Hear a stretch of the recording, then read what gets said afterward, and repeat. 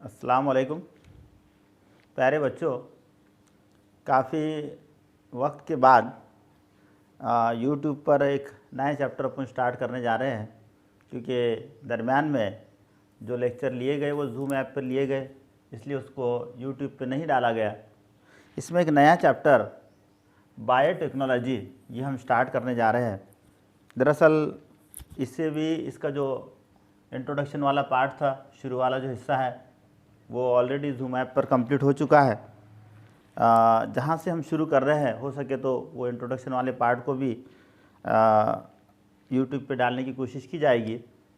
अभी इस लेक्चर में हम जो पढ़ने जा रहे हैं बहुत इम्पोर्टेंट टॉपिक है, बहुत बार इस पर क्वेश्चंस आते हैं और एग्जामिनेशन पॉइंट ऑफ व्यू से और नीट के एतबार से बहुत ही ज़्यादा इम्पोर्टेंट ये टॉपिक है, जिसको पीसीआर या पॉलीमरेज चेन रिएक्शन टेक्नोलॉजी कहा जाता है।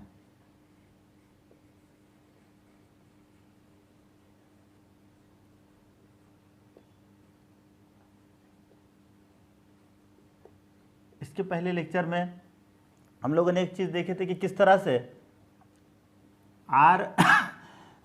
डीएनए यानी रिकॉम्बिनेंट डीएनए टेक्नोलॉजी में कैसे इस डीएनए के सीक्वेंस को बदला जाता है,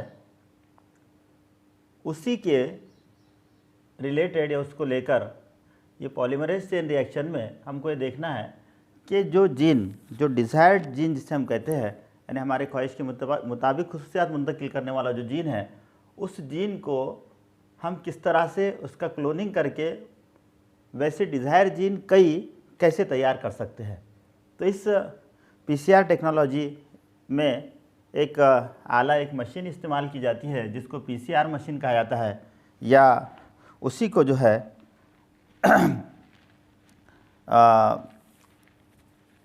थर्मल साइक्लर ऐसा कहा जाता है, क्योंकि इस पूरे प्रोसेस में सबसे इम्पोर्टेंट रोल, सबसे अहम किरदार जो है वो दर्जे हरारत का है। एक पर्टिकुलर दर्जे हरारत पर डीएनए के दो सेगमेंट, दो स्ट्रिप्स को अलग किया जाता है, फिर नए डीएनए के सीक्वेंस को तैयार करने का प्रोसेस होता है और आखिर में दो मुकम्मल डीएनए के सीक्वेंस तैयार होते हैं। और इसमें कई बार मल्टीप्लिकेशन जिसे हम कहते हैं, या उसे एक बहुत अच्छा वर्ड हम इस्तेमाल कर सकते हैं, एम्प्लीफिकेशन, एम्पलीफायर। आपको पता होगा कि जो लाउड स्पीकर में यूज़ होता है वो अपनी साउंड को कई गुना बढ़ाकर जैसे बाहर की तरफ उसको रिले करता है, वैसा ही यहाँ ये जो जीन है इसको कई बार तैयार किया जाता है, इसलिए इसको एम्प्लीफिकेशन कहते हैं।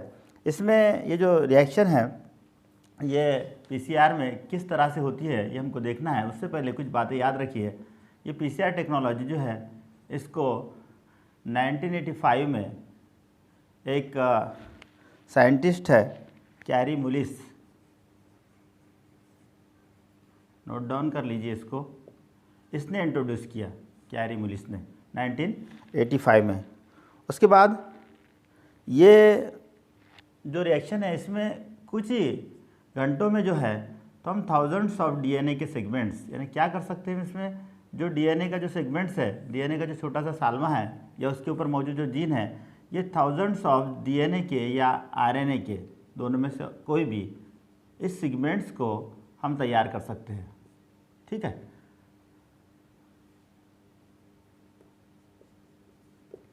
अब यहाँ ये जो तैयार करने का जो अमल है, यह अमल टोटली डिपेंड्स जो होता है ये टेम्परेचर पर है, और इसको जो इस मशीन पीसीआर मशीन के ज़रिए इसको अमल में लाया जाता है, इसलिए इसको थर्मल साइक्लर भी कहते हैं। याद रखिए, थर्मल साइक्लर या पीसीआर मशीन। ठीक है।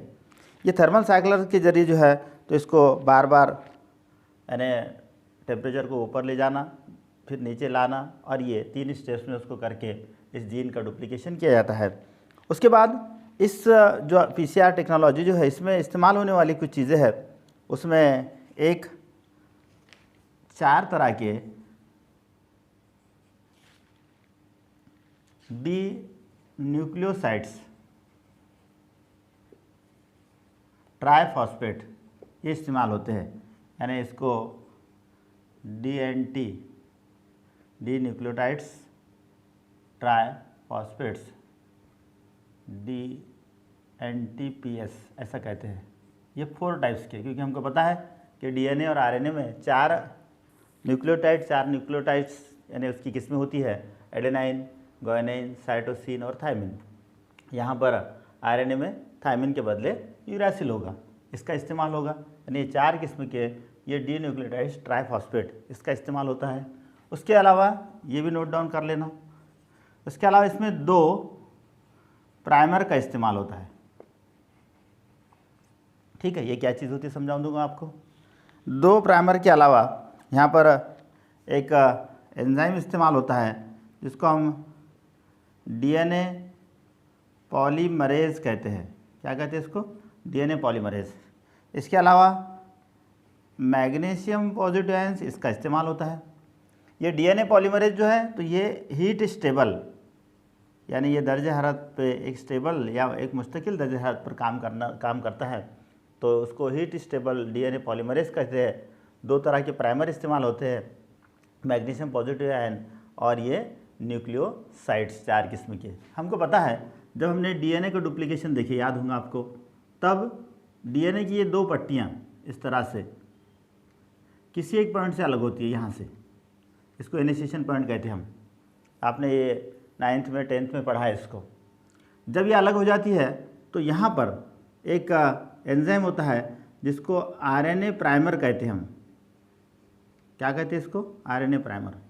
अब क्या हुआ, ये जो DNA की 2 स्ट्रिप्स है, 2 पट्टियाँ, क्योंकि ये DNA की 2 पट्टियाँ जो है जो आपस में इस तरह से जुड़ी होती है, हमको ये बात पता है कि इसमें मौजूद जो न्यूक्लियोटाइड्स है या उसमें मौजूद जो नाइट्रोजन असास है, जैसे एडेनाइन जो है, ये एडेनाइन थायमिन के साथ जुड़ा होता है और गुआनिन जो है ये साइटोसिन के साथ जुड़ा होता है, वाइस वर्सा, थायमिन एडेनिन के साथ और साइटोसिन गुआनिन के साथ। और ये इनके दरमियान जो नाइट्रोजनी बंदिश है या इनके दरमियान जो केमिकल बॉन्ड है, इस केमिकल बॉन्ड की वजह से ये 2 पट्टियाँ आपस में एक दूसरे से जुड़ी होती है। अब जब इसका डुप्लीकेशन होता है उस दौरान क्या होता, ये कीमियाई बंदिश टूटती है और ये 2 पट्टियाँ एक दूसरे से अलग हो जाती है। अलग होने के बाद यहाँ जो RNA प्राइमर है, ये RNA प्राइमर क्या करता है, यहाँ पर मौजूद जो न्यूक्लियोटाइड होंगे, जो भी होंगे, एडेनाइन, थायमिन, साइटोसिन, गुआनिन, इस तरह से जो भी होंगे, उस तरह से यहाँ नए न्यूक्लियोटाइड्स बनाने की एक तरतीब देता है। ठीक है, इधर एक कंटिन्यूस स्ट्रैंड होता है, हमको पता है, इधर ऐसे छोटे छोटे हिस्सों में, इसको कहता है कि फ्रैगमेंट्स हम कहते हैं। ये डिटेल में हमने इसको पढ़ा है, यहाँ ज़्यादा डिटेल नहीं जाते हुए। तो जैसे यहाँ ये RNA प्राइमर का काम है कि इस DNA के इस स्ट्रैंड पर, जिसके ऊपर यानी एक नया DNA का स्ट्रैंड बनने वाला है, जिसके ऊपर मौजूद ये न्यूक्लियोटाइड्स के मुताबिक, तो इसको जैसे तरतीब देता है वैसे ही काम यहाँ ये प्राइमर का होगा। ठीक है, हमको पता है कि जब हम घर में कोई दीवारों को या बिल्डिंग को पेंट देते हैं तो उससे पहले एक प्राइमर लगाया जाता है, वो तरतीब देता है कैसे, किस तरह से पेंट उसको देना है। वैसा यहाँ पर इसको, इसीलिए इसको प्राइमर कहा गया है। ठीक है, पॉलीमरेज ये जो DNA का जो सीक्वेंस है, यहाँ जब ये न्यूक्लियोटाइड बनेंगे तो इसको यानी मल्टीप्लाई करना, पॉलीमरेज ये एंजाइम्स का काम है और यहाँ ये इस्तेमाल होता है। ये इसमें इस केमिकल बॉन्डिंग में इसको जोड़ने के लिए मदद करता है Mg पॉजिटिव आयंस। तो इस तरह से PCR टेक्नोलॉजी से रिलेटेड कुछ जनरल पॉइंट्स याद रखिए। इसका नाम पॉलीमरेज चेन रिएक्शन, याद हो गया। चलिए आगे बढ़ते हैं। 1985 में कैरी मुलिस इसने इसको बताया। इसके ज़रिए अपन थाउजेंड्स ऑफ, कुछ मिनटों में या कुछ घंटों में DNA और RNA के सालमात को तैयार कर सकते हैं, उसके सेगमेंट्स को तैयार कर सकते हैं। ये थर्मल साइक्लर एक मशीन है या जिसको PCR मशीन कहा जाता, उसके ज़रिए किया जाने वाला अमल है। इसमें इस्तेमाल होने वाली ये 4 चीज़ें हैं। एक डी न्यूक्लियोसाइड्स है, 4 DNTPS शॉर्ट में इसको लिख सकते हैं हम लोग। 2 तरह के प्राइमर हैं, DNA पॉलीमरेज है, ये एंजाइम खामेरा है, और Mg पॉजिटिव आयन, ये हीट स्टेबल है DNA पॉलीमरेज। ये सब का इस्तेमाल करके हम इस पूरे टेक्निक को, मतलब PCR टेक्नोलॉजी को या ये पॉलीमरेज चेन रिएक्शन को करते हैं। अब इसे कैसे किया जाता है याद रखिए। इसकी 3 स्टेप्स है, सब लोग याद रखो, ये सारी चीज़ें नोट डाउन कर लीजिए। उसके बाद देखिए इसकी 3 स्टेप्स है, 3 स्टेप्स के नाम, और उसमें एक पर्टिकुलर टेम्परेचर इस्तेमाल होता है, पर्टिकुलर दर्जा हरारत इस्तेमाल होता है, उसको नोट डाउन कर लेना, क्योंकि ये टेम्परेचर, ये दर्जा हरारत उस स्टेप्स के एतबार से बहुत बार ऑब्जेक्टिव में पूछा जाता है। चलिए, तो पहले ये 3 स्टेप्स के नाम बहुत आसान है, याद रख लेना आपने। स्टेप फर्स्ट, स्टेप सेकंड और स्टेप थर्ड। ठीक है, फर्स्ट स्टेप जो है इसका नाम है डीनेचरेशन। चलिए, याद हो गया इंशाअल्लाह ताला, क्या कहेंगे इसको? डीनेचरेशन। दूसरी जो स्टेप्स है इसको कहा जाएगा एनिलिंग। ठीक है, और थर्ड स्टेप है, ये डीनेचरेशन के बजाय यहाँ पर रीनेचरेशन, डी के बदले री लगवा दीजिए, याद रह जाएगा। ठीक है, 3 स्टेप्स के नाम याद हो गए, डीनेचरेशन, एनिलिंग और रीनेचरेशन। चलिए, ये तीनों याद होने के बाद यहाँ पर इन तीनों स्टेप्स पे जो दर्जा हरारत है वो बहुत इंपॉर्टेंट है। फिर उसके उस स्टेप्स में क्या होता है वो याद रखना है हमको। पहला जो है डीनेचरेशन, इसका जो दर्जा हरारत है वो 90 to 98 डिग्री सेल्सियस, इस दर्जा हरारत पर यह अमल होता है। इसमें क्या होता है बाद में देखते हैं, पहले इसका नाम, इसका टेम्परेचर याद रखें। उसके बाद में एनिलिंग, इसका जो दर्जा हरारत है ये 40 to 60 डिग्री सेल्सियस, याद रहेगा। उसके बाद में रीनेचरेशन, इसका जो टेम्परेचर है यह है 70 to 75 डिग्री सेल्सियस। चलिए, यानी यहाँ ये 3 स्टेप्स के नाम हमको याद हो गए। 3 स्टेप के नाम याद होने के बाद ये तीनों स्टेप्स जो है, ये तीनों स्टेप्स के टेम्परेचर हमको याद हो गए। अब इस तीनों स्टेप्स में होता क्या है? पहला जो स्टेप्स है जिसको डीनेचरेशन कह रहे हैं, अब हमको एक बात पता है कि डीएनए डबल स्टैंडर्ड है, यानी दोहरी पट्टी पर मुश्तमिल है। और ये जो दोनों पट्टियाँ होती है, जैसे ये एक डीएनए की स्ट्रिप है, ये दूसरी है, इस दोनों पट्टियों के दरमियान नाइट्रोजन असास के दरमियान जो केमिकल बंदिश है, जैसे यहाँ पर एडेनाइन होगा तो यहाँ इससे जुड़ा हुआ थायमिन होगा, यहाँ पे अगर गायनाइन है तो इससे जुड़ा हुआ यहाँ पे साइटोसिन होगा, और इनके दरमियान यहाँ पे डबल बॉन्ड या ट्रिपल बॉन्ड, ऐसा ये साइटोसिन अगर है तो यहाँ गायनाइन, इस तरह से ऐसी पूरा ये सीक्वेंस होगा। ठीक है, सबको पता है। इस तरह से कम्प्लीटली ये नाइट्रोजनी असास के दरमियान या नाइट्रोजन बेस के दरमियान इस तरह से ये केमिकल बंदिश होगी, और जिसके ज़रिए 2 पट्टियाँ एक दूसरे से जुड़ी होगी। ये जो 2 पट्टियाँ एक दूसरे से जुड़ी है, तो इस 2 पट्टियों को सबसे पहले हमको क्या करना है? सबसे पहले ये दोनों को एक दूसरे से अलग करना है।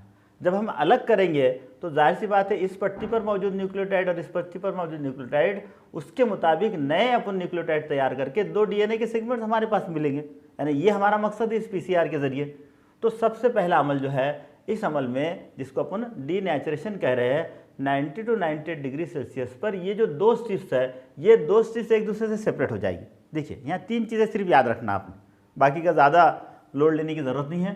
पहले स्टेप्स को डीनेचरेशन कह रहे हैं, ये नाम याद रखिए।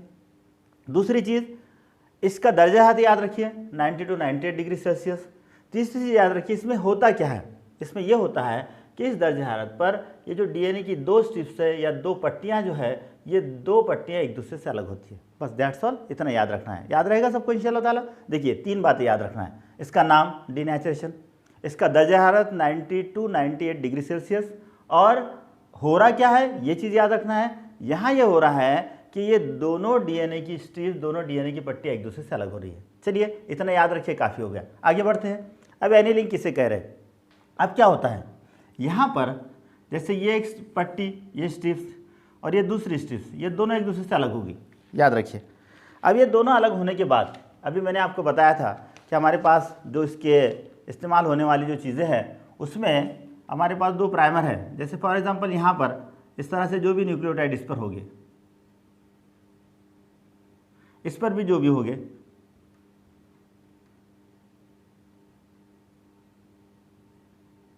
ठीक है। अब क्या होगा, इसके इस जगह, जैसे अपने को पता है कि इसका समझ लो 5 प्राइम 3 प्राइम या 5 डैश 5 3 डैश एंड कह रहे हैं, तो ये 3 डैश 5 डैश होगा। ठीक है, तो इसके इस सिरे से यहाँ से यहाँ पर ये प्राइमर यहाँ जुड़ जाएगा,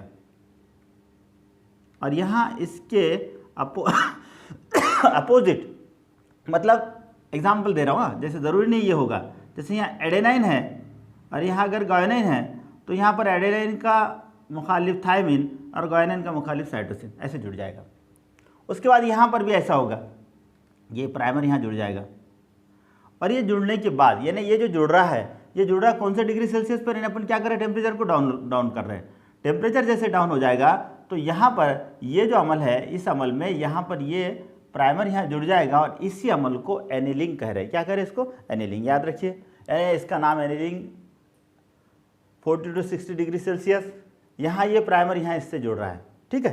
चलिए ये यहाँ इतना याद रखना है, पहले यहाँ दो सेपरेट हो गए, याद रखें, यहाँ पर ये दोनों जुड़ गए, ये याद रखना है। फिर नेक्स्ट रीनेचुरेशन, इसमें क्या होगा, अब हमारे पास ये दो पट्टियाँ हैं, दो स्ट्रिप्स हैं। ये दो स्ट्रिप्स होने के बाद यहाँ पर हमारे पास ये आरएनए प्राइमर भी जुड़ गया है। अब इस पर जो भी ये न्यूक्लियोटाइड हो गए, इस न्यूक्लियोटाइड के मुताबिक हमारे पास एक एंजाइम था जिसको अपन ने कहे थे डीएनए पॉलीमरेज, याद होगा, मैंने अभी आपको कहा था, लिख लीजिए डीएनए पॉलीमरेज। ये डीएनए पॉलीमरेज एंजाइम जो है ये क्या करेगा, यहाँ पर ये जो प्राइमर है इसने जो तरतीब दी है इसके मुताबिक एक न्यू स्ट्रैंड यहाँ पे फॉर्म करेगा। यहाँ पर ये जो जुड़ा था इसके मुताबिक ये एक न्यू स्ट्रैंड को फॉर्म करेगा। अब ये दोनों न्यू स्ट्रैंड फॉर्म हो गए, इसके लिए हमने क्या करे, दर्जात को थोड़ा सा बढ़ा दिया, 70 to 75 डिग्री सेल्सियस पर लेकर गए और इसकी वजह से जो है तो यहाँ पर इस न्यूक्लियोटाइड का डुप्लीकेशन होता रहा और यहाँ दो स्ट्रिप्स, देखिए यहाँ पहले अपने पास डीएनए की एक स्ट्रिप थी, ये एक स्ट्रिप से यहाँ क्या होगी, डीएनए की दो स्ट्रिप्स बनी, यानी दो सेगमेंट्स बने और यही जो है इस पॉलीमरेज चेन रिएक्शन के जरिए हमको हासिल होता है। फिर ऐसे डीएनए के कई सालमात, इसमें हम इसको मल्टीप्लाई कर सकते हैं। एक बार अगर हम ये पीसीआर मशीन्स के अंदर या अपन जिसको थर्मल साइक्लर कह रहे हैं उसके अंदर ये इसको एक बार प्रोग्रामिंग अगर कर देते हैं तो ये कई बार रिपीटेड होते जाता है। और अगर कई बार ये रिपीटेड हो जाएगा यानी कुछ ही घंटों में या कुछ ही मिनट्स के अंदर जो है हमको ये इस तरह के डीएनए के एक जैसे, क्योंकि ये क्लोनिंग हो रहा है, एक जैसे जो सीक्वेंस इस पे होगा वैसे डीएनए हमको तैयार होते मिलेंगे और ये बार बार होता रहेगा। तो ये बार बार होने से हमको इस तरह के डीएनए के बहुत सारे ढेर सारे ये सेगमेंट्स यहाँ हासिल हो गए और ये जो है ये पीसीआर टेक्नोलॉजी इसे हम कहते हैं। यहाँ याद रखना है आपको, ये डायग्राम आप खुद ऐसी बना सकते हैं या जो बुक में की डायग्राम है उसको मैं इंशाल्लाह ताला आपके इस पर अपलोड कर दूंगा। यहाँ ये 3 स्टेजेस के नाम याद रखना है, दर्जा हरारत याद रखना है और ये हर एक दर्जा हरारत पर क्या होता है ये चीज़ याद रखना है, ठीक है। ये है पीसीआर टेक्नोलॉजी। बहुत बार इसको पूछा जाता है, इसके टेम्परेचर को पूछा जाता है, कभी कभी इसके स्टेप्स को पूछा जाता है। टेम्परेचर दिया जाएगा, स्टेप्स पूछी जाएगी, स्टेप्स का नाम दिया जाएगा, उसका टेम्परेचर पूछा जाएगा, ऑब्जेक्टिव में पूछा जाता है, नीट में पूछा जाता है। तो इसको बहुत अच्छे से याद रखिए। चलिए उसके बाद अब चलिए इसमें किसी को कोई प्रॉब्लम नहीं होना चाहिए, सब लोग इसको नोट डाउन कर लीजिए।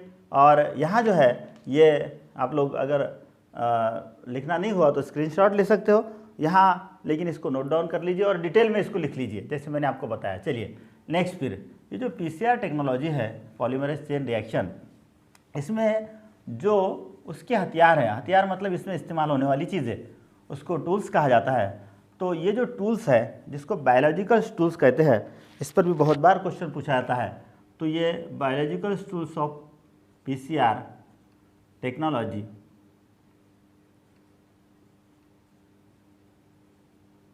ठीक है। तो ये पीसीआर के बायोलॉजिकल टूल्स कौन से हैं? बड़े पैमाने पर इसके 3 नाम याद रखना है आपको। क्या क्या चीज़ें इसमें इस्तेमाल होती है? एक चीज़, इसमें मुख्तलिफ़ किस्म के एंजाइम्स इस्तेमाल होते हैं। मुख्तलिफ़ किस्म के एंजाइम्स मतलब खामेरे, ठीक, याद रखो। दूसरी चीज़ यहाँ पर इस्तेमाल होती है वो होती है वेक्टर, मतलब एक सवारी जिसके ज़रिए जीन को एक जगह से दूसरी जगह मुंतकिल किया जाएगा।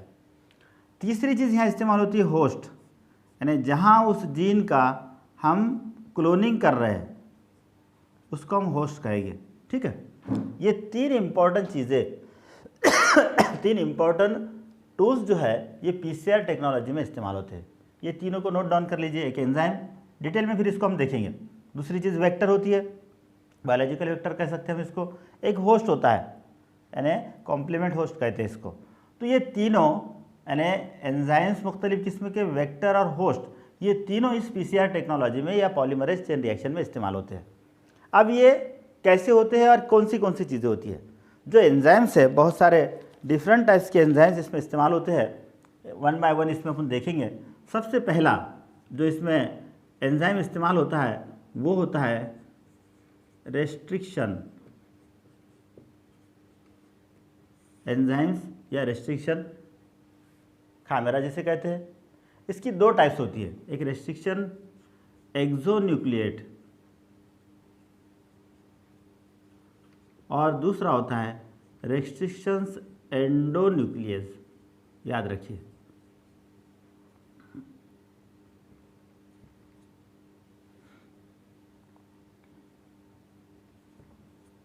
ओके, अब ये रेस्ट्रिक्शन एंजाइम है क्या चीज़, सबसे पहले समझ लीजिए। इसको बायोलॉजिकल सीजर भी कहा जाता है, बहुत बार इसको पूछा जाता है। अब इस डीएनए पॉलीमरेज चेन रिएक्शन में हमको जहाँ से भी जो जीन लेना है या जो डीएनए का सेगमेंट लेना है, जिसको अपने को क्या करना है, मल्टीप्लाई करना है, उसके जैसे कई जीन तैयार करना है, कई डीएनए के सालमा तैयार करना है, तो उससे कहीं ना कहीं कोई ना कोई एक डोनर होगा जिससे हम उसको ले रहे हैं, वहाँ से उसको कट करना पड़ेगा। फॉर एग्जांपल ये डीएनए का एक सालमा है, यहाँ से इस डीएनए के सालमे से कोई एक सीक्वेंस, समझ लो ये इतना हिस्सा अपने को कट करना है।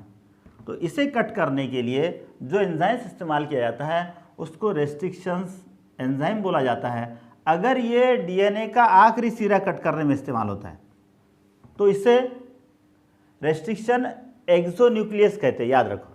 और अगर ये इसके दरमियान में कट करने के लिए इस्तेमाल किया जाता है तो उसको एंडोन्यूक्लियस कहते हैं। ज़्यादातर ये एंडोन्यूक्लियस का इस्तेमाल होता है क्योंकि दरमियान से कहीं ना कहीं इस डीएनए के सीक्वेंस को कट किया जाता है, डीएनए के सीक्वेंस को तोड़ा जाता है। याद रखना है, यहाँ पर जो उसको कट करते हैं अक्सर उस जगह को सिलेक्ट करते हैं कि जहाँ डीएनए का जो सीक्वेंस है वो एक जैसा है। जैसे एग्जांपल के तौर पर यहाँ मैं ये डीएनए की दो स्ट्रिप्स बना रहा हूँ। इस डीएनए की दो स्ट्रिप्स पर जो यहाँ न्यूक्लियोटाइड है, देखिए ये है G A A T T C। Okay, अब यहाँ इसके अपोजिट, जाहिर सी बात है, यहाँ G का अपोजिट क्या होगा, C होगा।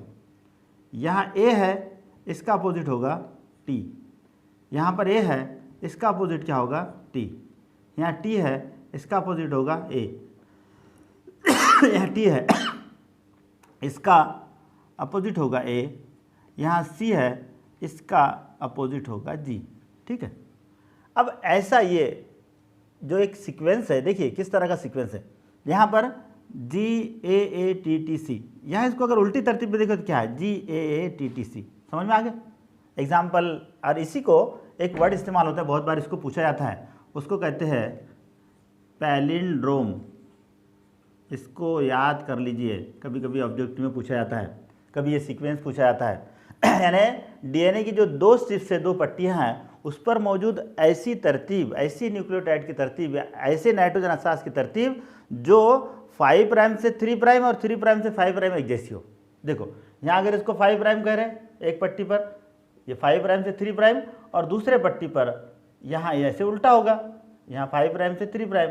ठीक है, तो ये एक जैसी हो, यानी एक तरतीब सीधे जानिब, एक तरतीब उल्टे जानिब, अगर वो एक जैसी होती हो तो उसे पैलिंड्रोम कहा जाता है। क्या कहा जाता है, यानी डीएनए की दो पट्टी पर मौजूद ऐसी सीक्वेंस, ऐसी तरतीब जो सीधी और उल्टी तरतीब में एक जैसी हो, सीधी और उल्टी तरतीब में एक जैसी हो। सबसे अच्छा ये 5 प्राइम 3 प्राइम अगर याद नहीं रहता है तो यहाँ याद रखना है, इसको पैलिंड्रोम कहते हैं। कभी कभी इस पर शॉर्ट नोट पूछी जाती है, तो पैलिंड्रोम किसे कहते हैं उसकी डेफिनेशन लिखना, ये एक एग्जाम्पल लिखना। एक जनरल एग्जाम्पल इसकी ऐसी आती है, जैसे फॉर एग्जाम्पल एक लैंग्वेज है जिसको अपन मलयालम कहते हैं। ठीक है, अब इसको अगर हम उल्टी तरतीब में लिखेंगे तो क्या होगा, जैसे यहाँ MA, देखिए M ये उल्टी तरतीब में लिख रहे हो, ALAYALAM। ठीक है, यानी सीधी और उल्टी तरतीब में जैसे एक जैसे लेटर्स आए वैसा यहाँ पर भी ये एक जैसे लेटर्स आते हैं। तो इसे जो है यानी सीधी और उल्टी तरतीब दोनों तरतीब में एक जैसा।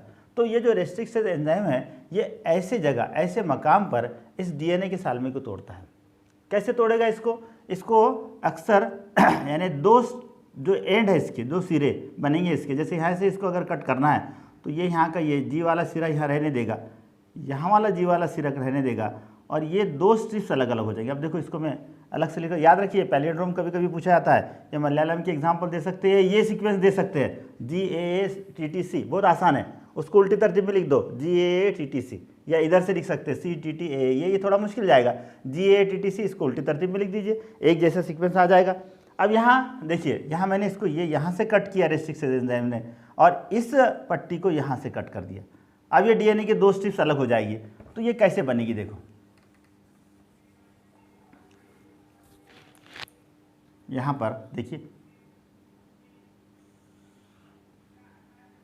ये यहाँ से इस तरफ लिख रहा हूँ ना, देखो ये स्ट्रिप्स यहाँ से इधर, ये DNA बाकी रहेगा, यहाँ पर ये G सीक्वेंस है, ये सॉरी G न्यूक्लियोटाइड है, यहाँ पर रहेगा AATTC, ठीक है।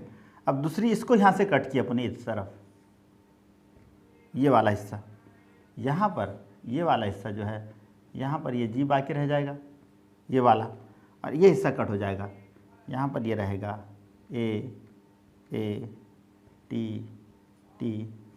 समझ में आ गया। यानी ये स्ट्रिप्स यहाँ से इधर अलग होगी, ये स्ट्रिप्स यहाँ से इधर अलग होगी, यानी यहाँ जो है, यहाँ G यहाँ आएगा, देखो इसके लाइन में यहाँ आएगा, यहाँ ये G यहाँ आएगा इसके लाइन में, ठीक है। अब ये हिस्सा इसका फ्री हो गया, ये हिस्सा इसका फ्री हो गया, समझ रहे हो। तो इस तरह से ये रेस्ट्रिक्टेड एंजाइम से इसकी ये जो दो सिरे हैं, ये हमने ये दो सिरे इसके अलग कर दिया, इन सिरे को स्टिकी एंड्स कहा जाता है, यानी जिसके ज़रिए वो इस वेक्टर को जुड़ेंगे या वेक्टर को उस सीक्वेंस से जोड़ा जाएगा। यानी ये जो टुकड़ा हम अलग कर रहे हैं, ये टुकड़े को यहाँ से कट किए ताकि ये हिस्सा या ये हिस्सा दोनों में से कोई भी हो, यानी ये वाला हिस्सा ये हिस्सा इस वेक्टर को जोड़ा जाएगा। इस जोड़ने के लिए फिर बाद में दो एंजाइम्स इसमें इस्तेमाल होते हैं, एक जोड़ने के लिए लाइगेज एंजाइम इस्तेमाल होगा, और बाद में इसको मल्टीप्लाई करने के लिए जो है तो DNA पॉलीमरेज इस्तेमाल होगा। तो वो खैर आगे अपन उसको डिटेल में देखते हैं, पहले यहाँ आपको रेस्ट्रिक्शंस एंडोन्यूक्लियस, ये इसका जो है नाम यहाँ समझ में आ गया। इसने क्या किया, दो DNA के स्ट्रिप्स को ऐसी जगह से कट किया जहाँ ये तरतीब और ये तरतीब अलग हो गई, और ये दो ऐसे सिरे जो है, ये दो स्ट्रिप्स ऐसे एक दूसरे से अलग हो गए, और ये जो स्ट्रिप्स है, ये स्ट्रिप्स स्टिकी एंड्स कहलाएगी, मतलब ये इस वेक्टर को जाकर जुड़ेगी। तो पहली बात, ये एंजाइम्स में ये एंजाइम्स को ज़्यादा डिटेल में याद रखना है। नेक्स्ट, इसके अलावा दो एंजाइम्स और आते हैं, वो फिर बाद में उसको मैं आगे कंटिन्यूस करूँगा।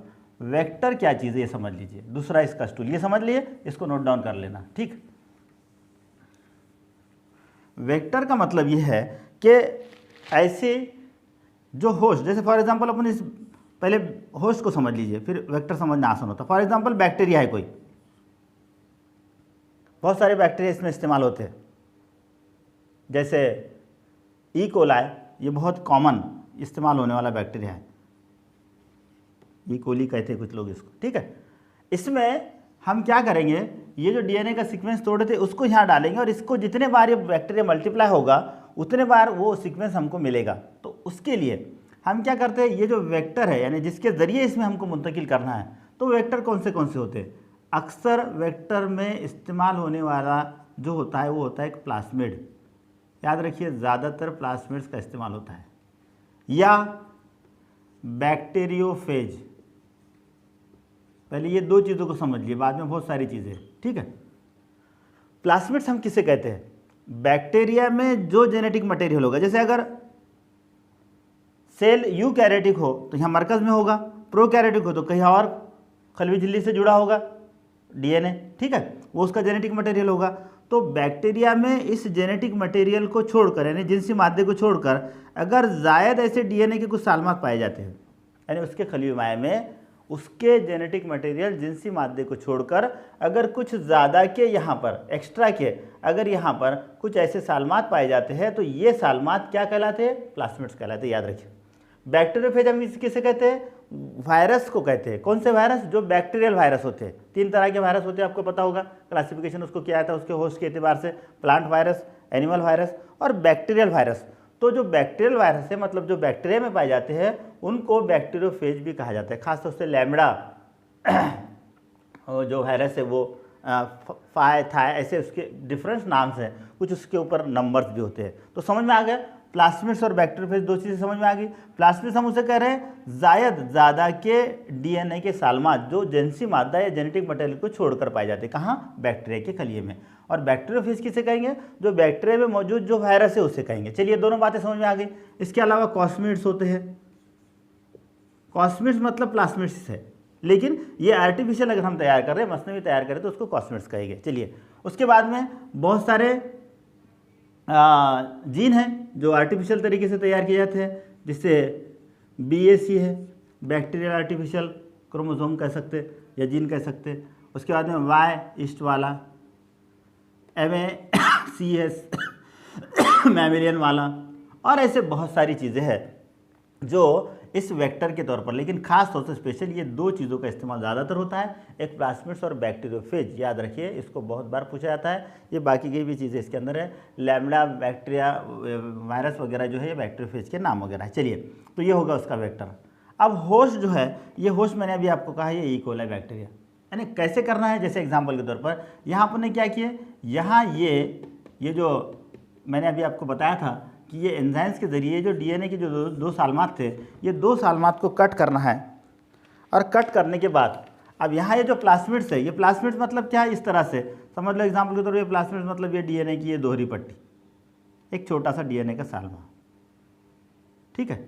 अब यहाँ अपने पास ये डोनर से, यानी जिससे अपने को डिज़ायरेबल जीन, यानी ख्वाहिश के मुताबिक जीन जो अपने को उसको मल्टीप्लाई करना है, उसको कई जीन ऐसे तैयार करना है, उसका अपने क्या किया, यहाँ से ये रेस्ट्रिक्टेड एंडोन्यूक्लियस के मैंने बताया था कैसे कट करते, इसको अपने इस तरह से कट कर दी। ये एक एंड इसका और ये एक एंड, ये सिरा और ये एक सिरा, ठीक है, इधर ये कंटिन्यूस।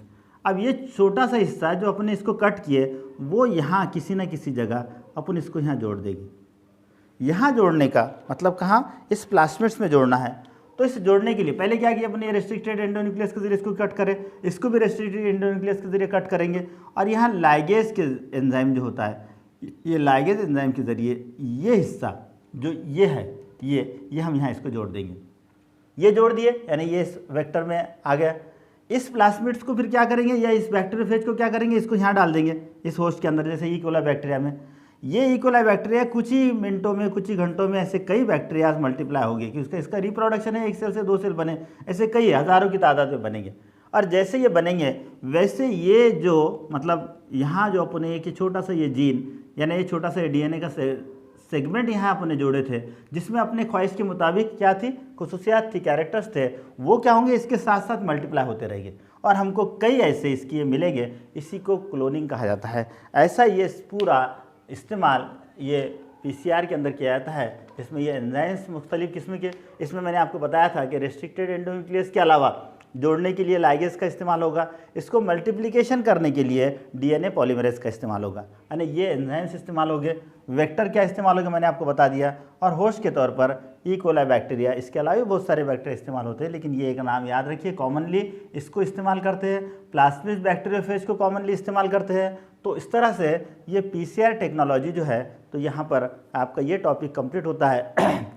अगले लेक्चर में इंशाल्लाह ताला अपन next topic rDNA technology, recombinant DNA technology को पढ़ेंगे, और उसके बाद इसके PCR और rDNA टेक्नोलॉजी या बायोटेक्नोलॉजी के जो इस्तेमालात है, उसके एप्लीकेशंस है, उसको 1 बाय 1 कंटिन्यूस करेंगे। इंशाल्लाह मिलते हैं अगले लेक्चर में rDNA टेक्नोलॉजी के साथ।